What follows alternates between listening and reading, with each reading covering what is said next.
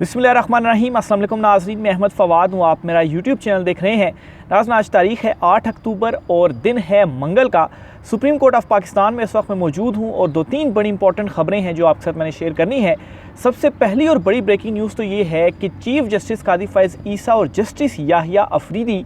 इन दोनों के दरमियान एक रब्ता हुआ है और इस रब्ते के ज़रिए एक बड़ा फ़ैसला किया गया चीफ़ जस्टिस कादी फ़ैज़ ईसा साहब की जानिब से कि जाते जाते आखिर में ये जो इक़दाम है वो मैंने करके जाना है। कुछ एक्सक्लूसिव डिटेल्स आपके साथ शेयर करनी है कि ये रब्ता क्या हुआ और क्या अब एक बड़ा इक़दाम उठाने जा रहे हैं चीफ़ जस्टिस कादी फ़ैज़ ईसा साहब। इस हवाले से कुछ आपके साथ तफसीलात शेयर करूँगा। दूसरे नंबर पर नाज़रीन, वकला कन्वेंशन जो हुआ है, इस वकला कन्वेंशन में बड़ी सख्त जो तकारीर हैं वो सामने आई, ख़ास तौर पर हामिद खान साहब की जानिब से, और उन्होंने अपनी तकरीर में बिकाऊ माल करार दिया चीफ़ जस्टिस कादी फ़ैज़ ईसा साहब के हवाले से उन्होंने अल्फाज इस्तेमाल किए। इस पर भी कुछ डिटेल्स आपके साथ मैंने शेयर करनी है। और आखिर में नाज़रीन, हुकूमत की जानिब से, पीपल्स पार्टी मुस्लिम लीग नून की जानिब से इस स्पेल की एक आखिरी कोशिश की गई कि मौलाना फजल रहमान साहब को मनाया जा सके, लेकिन उल्टा हुआ ये कि मौलाना फजल रहमान को मनाते मनाते मौलाना फजल रहमान को मज़ीद नाराज़ कर दिया गया। जो ऐवान सदर में एक मुलाकात हुई थी, इस मुलाकात की अंदरूनी कहानी आपके साथ मैं शेयर करूँगा कि क्यों मौलाना फजल रहमान जो हैं कल ऐवान सदर से नाराज़ होकर गए हैं। एक्सक्लूसिवली कुछ डिटेल्स आपके साथ मैं शेयर करूँगा। और आखिर में नाज़रीन, जस्टिस मंसूर अली शाह साहब का जो नोटिफिकेशन है,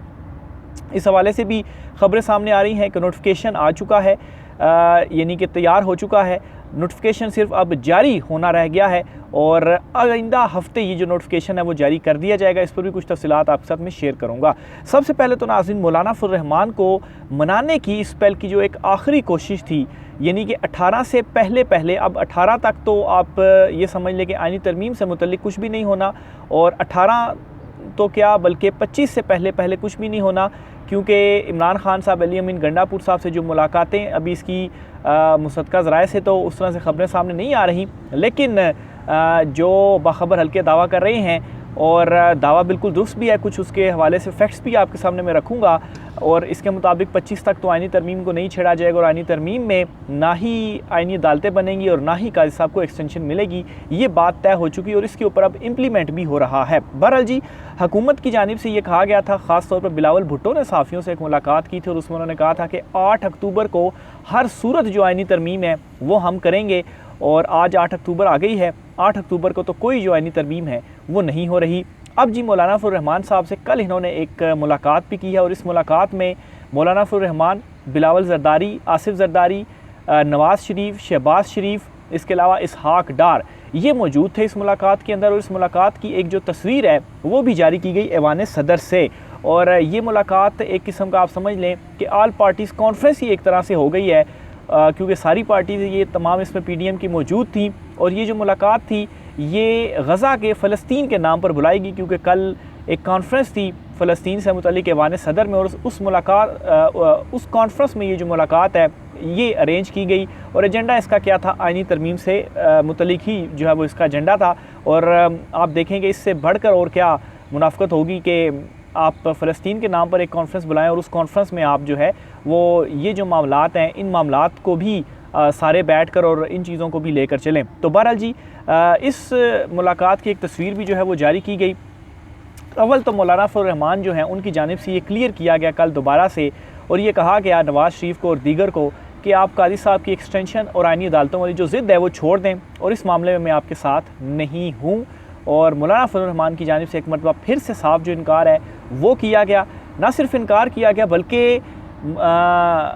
दूसरी तरफ जो पीपल्स पार्टी, मुस्लिम लीग नून, नवाज़ शरीफ, शहबाज शरीफ, ये जो तमाम इकट्ठे हुए थे, इन्हें इस हद तक यकीन था कि हम सारे इकट्ठे हो गए और अब हम मौलाना फजल रहमान को मना लेंगे। और इसके लिए प्रेस कॉन्फ्रेंस का भी एक निज़ाम किया गया कि कल आज 7 अक्टूबर है, तो मौलाना साहब को मनाने के बाद हम जो है वो 8 अक्टूबर को गेम डाल देंगे। लेकिन मौलाना साहब जो है वो क्योंकि नहीं माने, एक तरफ तो खैर जो इनके पसंदीदा कुछ साफ़ी हैं वो ये दावे करते नहीं थकते कि मौलाना साहब की ज़रूरत तो नहीं आईनी तरमीम के लिए, और दूसरी तरफ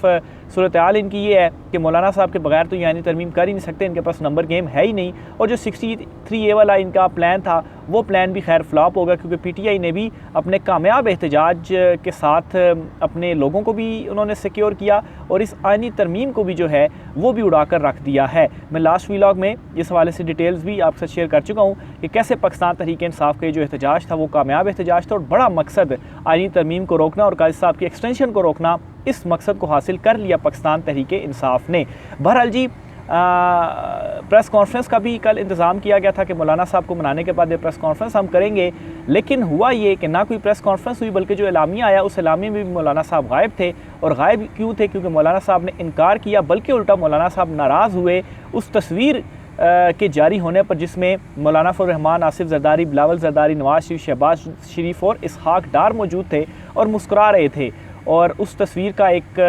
जो है वो तासुर भी इस तरह का देने की कोशिश की गई कि मौलाना साहब जो हैं वो हमारे साथ हैं। तो इस बात पर मौलाना फजल रहमान जो थे वो काफ़ी नाराज़ हुए और जब वो ऐवान सदर से निकले तो वहाँ पर साथ प्रेस कॉन्फ्रेंस का निज़ाम था, लेकिन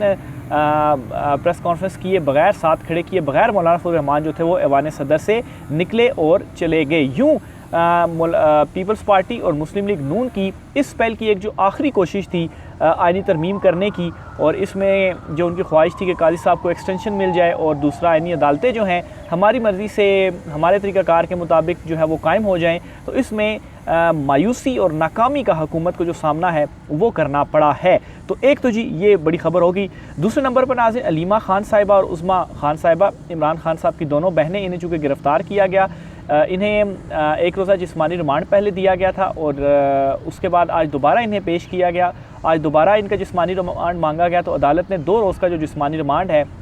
वो मंजूर कर लिया है। और बज़ाहिर यही मालूम होता है कि 18 अक्टूबर तक, चूँकि इमरान खान साहब पर भी मुलाकातों पर पाबंदी है, तो शायद 18 अक्टूबर तक जो मामला है वो चला जाए। 18 अक्टूबर के बाद इनकी जो ज़मानत है वो मुमकिन हो पाए। तो बहरहाल ये एक और डेवलपमेंट हुई है। इसके साथ ही जो सबसे इम्पॉर्टेंट ख़बर आपके साथ मैंने शेयर करनी थी वो जस्टिस याह्या अफरीदी और चीफ़ जस्टिस काजी फ़ैज़ ईसा साहब के राब्ते से मुतल्लिक है। तो ज़राए का ये दावा है जी कि जस्टिस याह्या अफरीदी साहब ने चीफ़ जस्टिस काजी फ़ैज़ ईसा साहब से रब्ता किया है और उनसे कहा है कि जजिस के दरमियान तलखियाँ दूर करने के हवाले से वो जो किरदार है वो अदा करना चाहते हैं। और इस पर काजी साहब ने भी हामी भर ली और उन्होंने कहा है कि बिल्कुल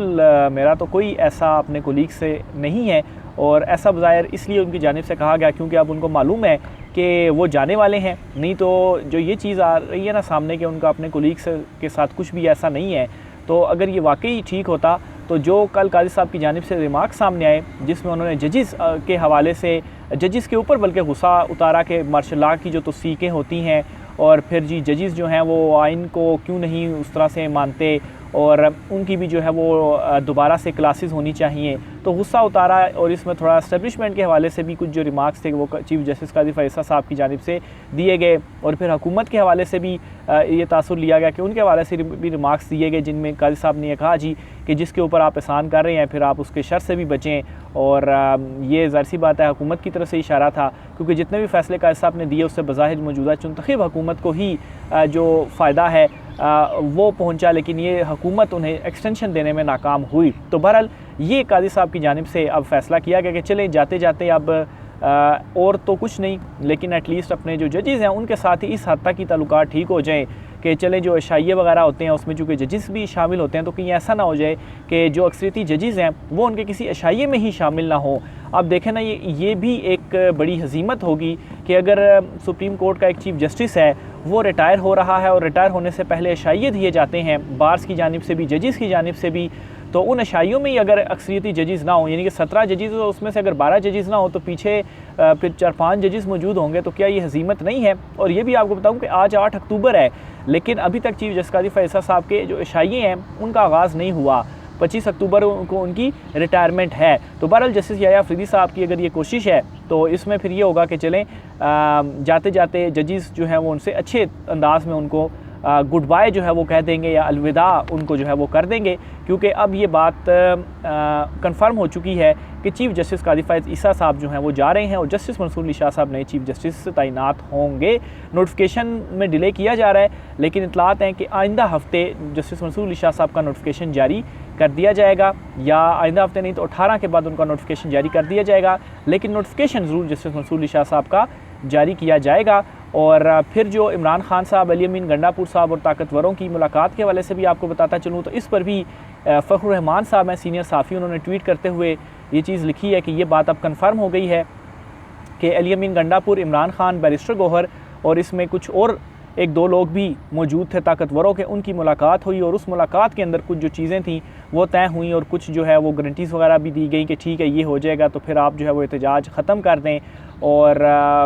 वो अब लग रहा है कि